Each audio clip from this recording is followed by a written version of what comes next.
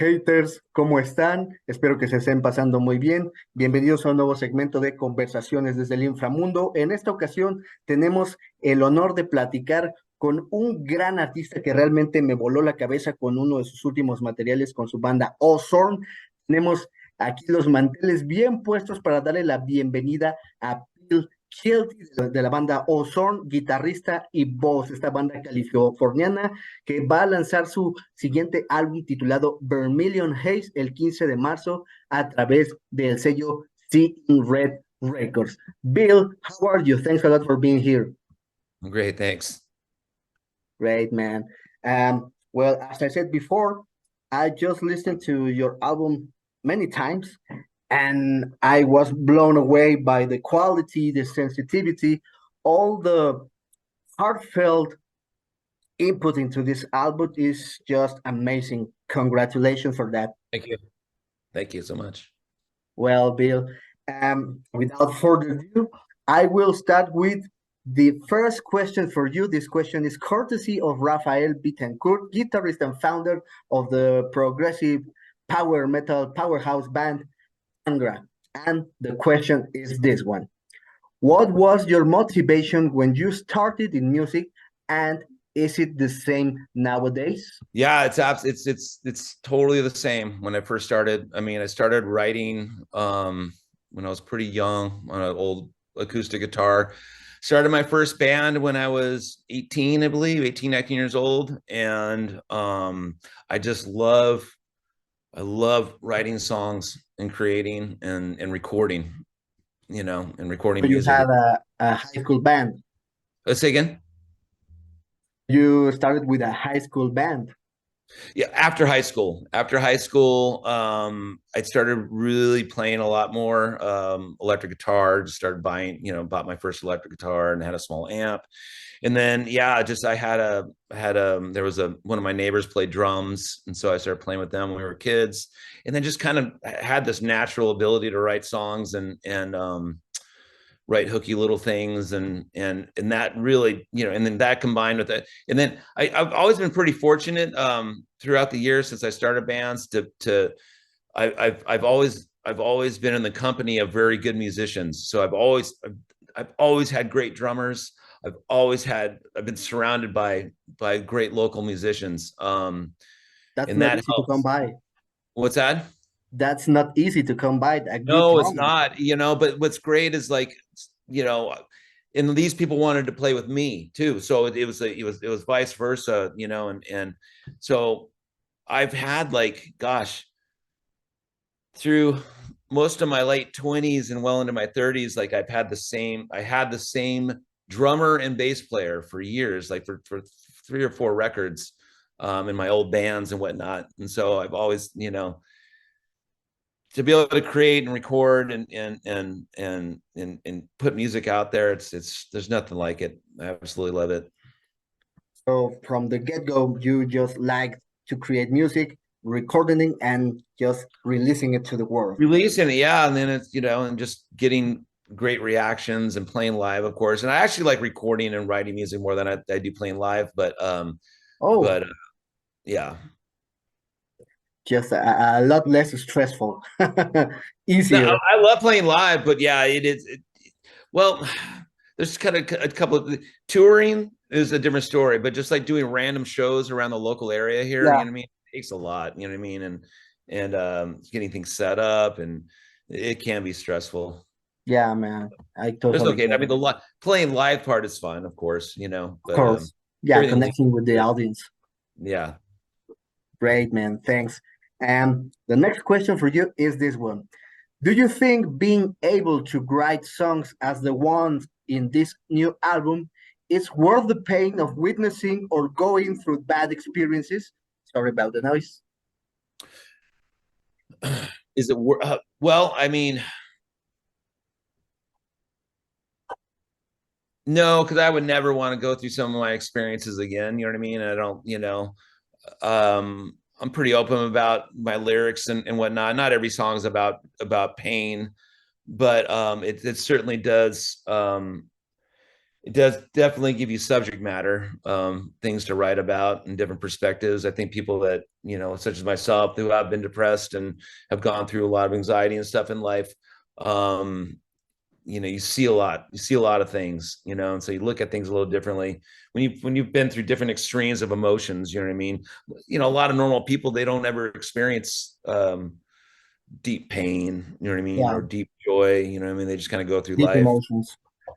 Right, exactly. And I think deep emotions, you know, come out in the music, and they come out in the words. And, you know, to be able to write songs where people, it makes people feel like, oh my God, that's super sad and super melancholy, you know, that's kind of where the magic is, I think, with songwriting. You know, you kind of Yeah, have to have those feelings yourself to be able share them. to write in melody that has that same vibe, you know.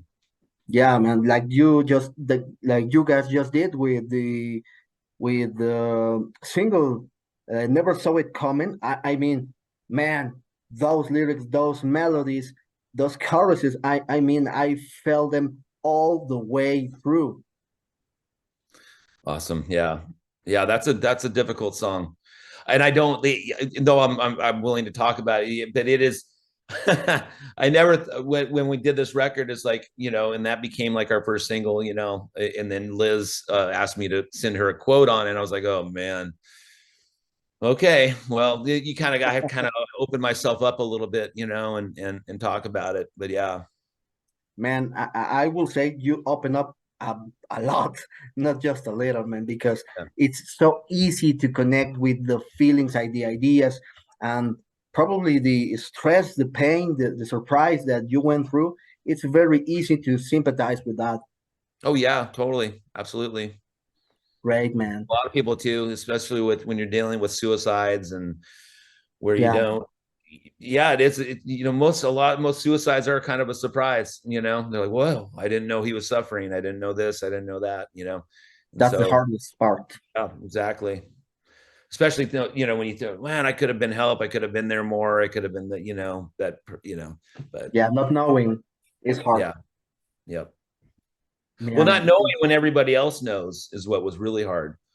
Everybody, except for me, that's what that song's about, really. It's just about not, you know, everybody, especially meeting his family and everybody at the funeral, and them telling me, "Oh yeah, he suffered from this, he suffered from that, and that's that." yeah, I'm like, "What? I man. didn't know this. I didn't, you know, like, wow." Realizing you were in the dark.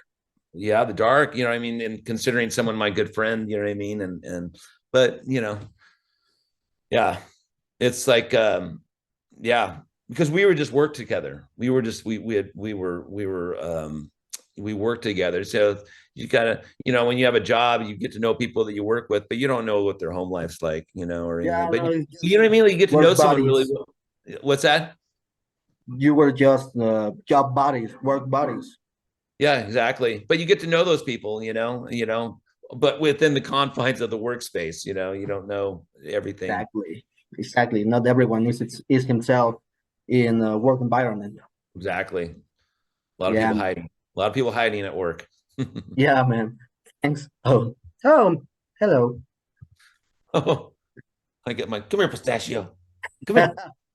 you have a cat too? No, I got my dog. Oh yeah.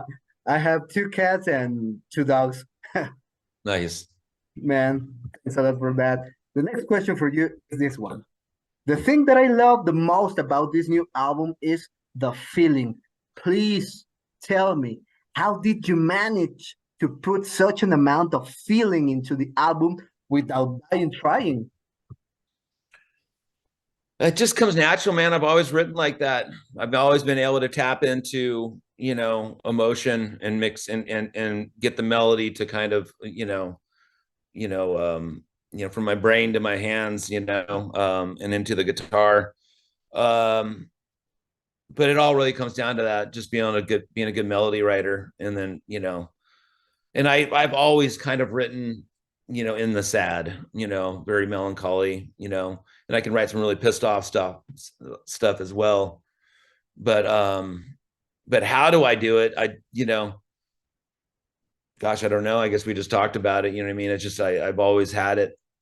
I think a lot of like not concerned, you know, but I think a lot of great songs and great songwriters, are not to call myself great, but songwriters. You are, man. You are. You can totally say it. But there is a magic. There's a magic to that, you know. Music's magic, man. Yeah, You know, it really is. Especially, and so you either have it though or you don't. You know, the ability to put it across.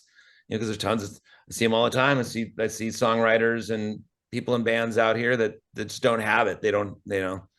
Yeah, man. I mean, you can practice, you can train yourself, but at the end, the difference is just noticeable. I mean, you can tell when someone is a natural and when someone is just trying to do their best through practicing. You can totally tell the difference. Yeah. Yeah, you don't get it through practicing. And I Yeah. don't practice very much. So, you know, like, Yeah, we're much alike in that subject. yeah, I'm more of a songwriter than I am an actual kind of musician. You know what I mean? I have tons of guitars and I play guitar, but I only use the guitar to write music. That's it, really. Yeah, man. It all starts in your head with an idea, and then the guitar is a tool just to Yes, project those ideas. yes, exactly. Yeah, man. Thank. Great, great. And the next question is, do you remember the moment in which you decided you wanted to be a musician, and who was your best influence? You know, when I was young, I just remember being in grade school and my parents put me in band because I had shown some promise as an artist. I was I was a painter and illustrator when I was much younger. And I think my teachers saw that.